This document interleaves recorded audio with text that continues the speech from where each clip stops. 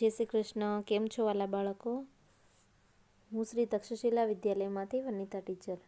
આજે આપણે standard 5માં unit 3 travel ટાઈમમાં એક્ટિવિટી 4નો અભ્યાસ કરવાનો છે, જે ખૂબ જ નાની એવી અને સરસ મજાની સ્ટોરી છે.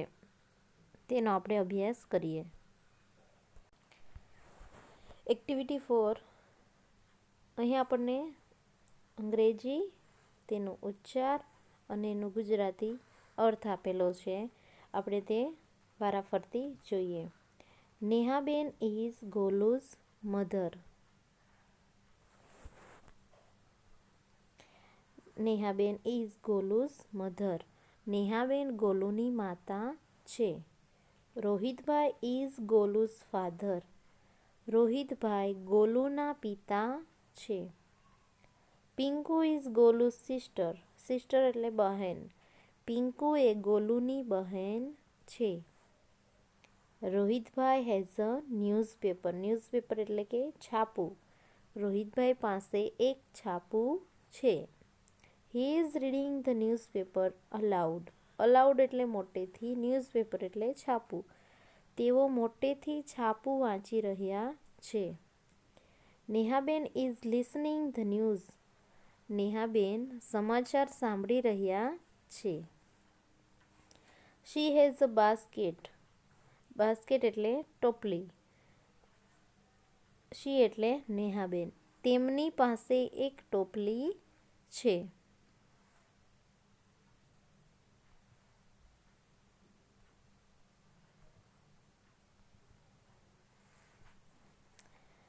There are apples in the basket. ટોપલીમાં સફરજન છે. એપલ એટલે સફરજન. Golu and Pinku are playing cricket. Golu અને પિંકુ ક્રિકેટ રમી રહ્યા છે. Golu has a bat. Pinku has a ball. Golu પાસે બેટ છે અને પિંકુ પાસે દડો છે. હવે આગળ જોઈએ. There is a balloon man. એક ફુગ્ગાવાળો છે. ત્યાં એક ફુગ્ગાવાળો છે. He has balloons. તેની પાસે બલૂન છે, ફુગ્ગા છે. They go for picnic by bus. તેઓ બસમાં પિકનિક માટે જાય છે. હવે અહીં આપણને પિકનિક માટે જાય છે તેવું આપેલું છે, પરંતુ તેઓ ઓલરેડી પિકનિક માટે ગયેલા છે અને તેઓ દરિયા કિનારે પિકનિક માટે ગયા હોય છે. એટલે દરિયા કિનારાને અંગ્રેજીમાં સીશોર કહેવામાં આવે છે. સીશોર. સીશોર એટલે કે દરિયા કિનારો. એટલે આપણને આગળ જે પ્રશ્નો આવશે તેમાં આપણે આન્સર લખવાનો આવશે, તો ત્યાં આપણે લખીશું સીશોર. ચાલો હવે આ એક્ટિવિટીના થોડા પ્રશ્નો છે તે આપણે જોઈ લઈએ. Fill in the blanks. ખાલી જગ્યા પૂરો. અહીં આપણને આન્સર આપેલા જ છે, એમાંથી આપણો જે સાચો જવાબ હોય તે આપણે પૂરવાનો રહેશે. પિંકુ. Pinku's mother has. ખાલી જગ્યા. પિંકુના મધર પાસે ખાલી જગ્યા છે. Basket of apple. અહીં આપણને જવાબ આપેલો જ છે અને અહીંથી જવાબ પૂછે તો આવે બાસ્કેટ ઓફ એપલ. પિંકુના મધર પાસે સફરજનનું બાસ્કેટ, સફરજનની ટોપલી છે. Pinku's father has. ખાલી જગ્યા. પિંકુના ફાધર પાસે ન્યૂઝપેપર છે, એટલે જવાબ અહીં આપેલો છે ન્યૂઝપેપર. નેહાબેન્સ daughter has. ખાલી જગ્યા. નેહાબેનની ડોટર એટલે કોણ? પિંકુ. પિંકુ પાસે શું છે? તો કે બોલ છે. રોહિતભાઈ સન હેઝ. ખાલી જગ્યા. રોહિતભાઈના સન એટલે છોકરા પાસે ખાલી જગ્યા છે. શું છે? તો કે બેટ. બેટ એટલે બેટ. રોહિતભાઈનો સન એટલે કોણ? ગોલુ. ગોલુ પાસે બેટ છે. The balloon man has balloons. The balloon man has. ખાલી જગ્યા એટલે બલૂન્સ. બલૂન મેન પાસે બલૂન છે. બલૂન એટલે કે ફુગ્ગા. તો આ હતી આપણી એક્ટિવિટી 4નું પ્રશ્ન નંબર 14. હવે આપણે પ્રશ્ન નંબર 15 કરીએ. અહીં આપણને write the words from Golu's family starting with the following letters. નીચે આપેલા વર્ણોથી શરૂ થતા ગોલુઝ ફેમિલીમાંથી શોધો અને લખો શબ્દો. એટલે કે ખૂટતા શબ્દો બહારથી પણ લખી શકો છો.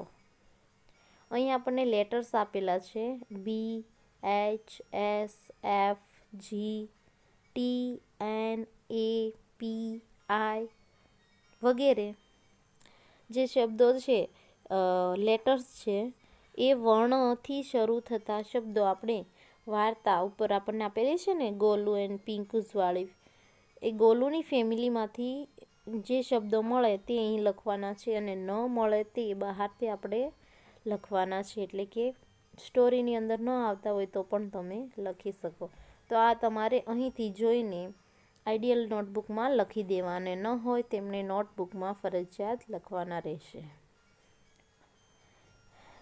ત્યાર પછી આપણને છે ને અહીં લેટ્સ લર્નમાં થોડું ઇન્ફોર્મેશન આપેલી છે તે આપણે જોઈ લઈએ.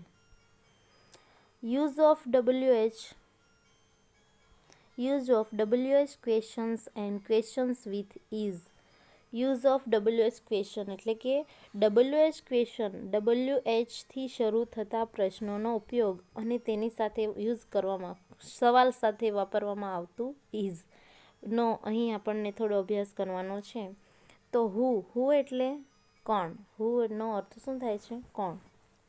વી ask a question with who to know about a person, animal or bird. એટલે કે કોઈ પણ વ્યક્તિ, પ્રાણી કે પક્ષી વિશે પ્રશ્ન પૂછવા માટે હુ વડે પ્રશ્ન પૂછાય છે. હવે આપણે કોઈ વ્યક્તિ વિશે, પ્રાણી કે પક્ષી વિશે પ્રશ્ન પૂછવો હોય તો આપણે અંગ્રેજીમાં હુથી તે પ્રશ્ન પૂછી શકીએ છીએ. જે રીતે ગુજરાતીમાં આપણે પૂછતા હોય કે આ કોણ છે અથવા પેલું કોણ છે, તે કોણ છે, એવી રીતના કોણનો ઉપયોગ કરીએ છીએ એ રીતે અંગ્રેજીની અંદર હુનો ઉપયોગ થાય છે. અહીં આપણે એક્ઝામ્પલ આપેલું છે who is coming. Who is coming. Who એટલે કે કોણ, કમિંગ એટલે આવી રહ્યું, ઇઝ એટલે છે, કોણ આવી રહ્યું છે. એ રીતે છે ગીતા ઇઝ કમિંગ. ગીતા આવી રહી છે. એ આપણો જવાબ છે. આ સવાલ છે, આ જવાબ છે. તો આ તો હુ. હવે જોઈશું વોટ. વોટ એટલે શું. વોટનો અર્થ શું થાય છે? શું.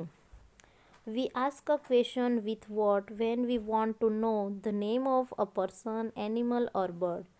આપણે જ્યારે આપણને ખબર હોય છે કે કોઈ વ્યક્તિ, પ્રાણી કે પક્ષીનું નામ જાણવા માટે પ્રશ્ન પૂછીએ ત્યારે વોટ વડે પ્રશ્ન પૂછાય છે.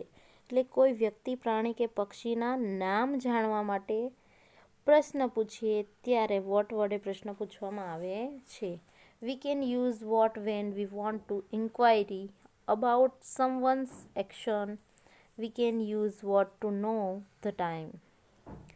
એટલે કે કોઈ પણ વ્યક્તિ, પ્રાણી, પક્ષી, ક્રિયા વિશે પ્રશ્ન પૂછવા માટે વોટ વડે પ્રશ્ન પૂછાય છે. સમય જાણવા માટે વોટનો ઉપયોગ થાય છે. તો આ હતી વોટની માહિતી. હવે એના એક્ઝામ્પલ આપેલા છે. What is your name.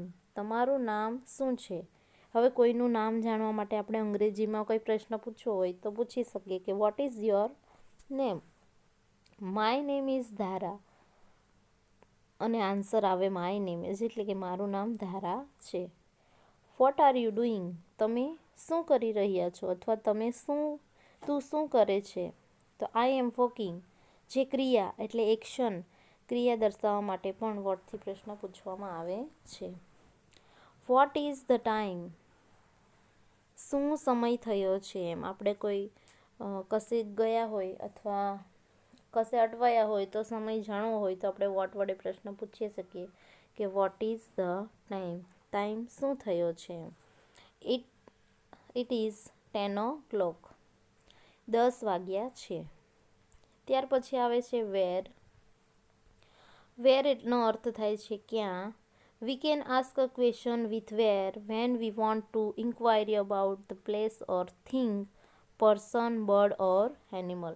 કોઈ પણ વસ્તુ, વ્યક્તિ, પક્ષી, પ્રાણીના સ્થાન વિશે પ્રશ્ન પૂછવા માટે વેરનો ઉપયોગ થાય છે. શેનો? તો કે વેરનો. સ્થાન માટે. કોઈ પણ વસ્તુનું, વ્યક્તિનું કે પ્રાણીનું સ્થાન જાણવા માટે વેર વડે પ્રશ્ન પૂછવામાં આવે છે. Where is your book? Where are you from? It is in the cupboard. તે કબાટમાં છે. Where is your book? તમારી ચોપડી ક્યાં છે અથવા તારી ચોપડી ક્યાં છે? તે ચોપડી ક્યાં છે તે જાણવા માટે આપણે વેરથી પ્રશ્ન પૂછ્યો અને આન્સર આવે છે ઇટ ઇઝ ઇન કબોર્ડ. તે કબાટમાં છે.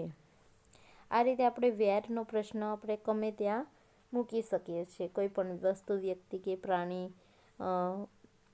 કે પછી પક્ષી વગેરે વિશે તે ક્યાં છે તે સ્થાન દર્શાવવા માટે પ્રશ્ન પૂછવામાં આવે છે વેરથી. હવે ત્યાર પછીનું છે ક્વેશ્ચન વિથ ઇઝ. ઇઝ સાથેના સવાલો. હવે આપણે we can ask a question starting with is if the answer of the question is yes or no. જેમાં યસ અને નોમાં જવાબ આવતા હોય તેવા સવાલ ઇઝથી શરૂ થતા હોય છે. જ્યારે આપણને જવાબમાં હા અથવા ના જોઈએ છે ત્યારે પ્રશ્નની શરૂઆત ઇઝથી થાય છે. ઇઝ ઇટ યોર બોલ? યસ, ઇટ ઇઝ માય બોલ. શું આ તમારો દડો છે? હા, આ મારો દડો છે. એટલે કે હા અને નામાં જો જવાબ આવતા હોય યસ નોમાં ત્યારે ઇઝ વડે પ્રશ્ન પૂછવામાં આવે છે. એટલે પ્રશ્નની શરૂઆત જ ઇઝ ક્રિયાપદથી થાય છે. તો આ હતા આપણા WH ક્વેશ્ચન અને ક્વેશ્ચન વિથ ઇઝ. તો અહીં સુધી તમને બધાને સારી રીતે સમજ પડી હશે એવી આશા રાખું છું. અને આગળનો પ્રશ્ન આપણે એક નવા વિડીયો સાથે જોઈશું. તો અહીંથી તમારે શાંતિથી સારા અક્ષરે તમારી આઈડલ બુક અથવા તો નોટબુકની અંદર લખવાનું રહેશે અને વિડીયો શાંતિથી સમજવાનો રહેશે. જય હિન્દ, જય Bharat. Stay safe, stay home.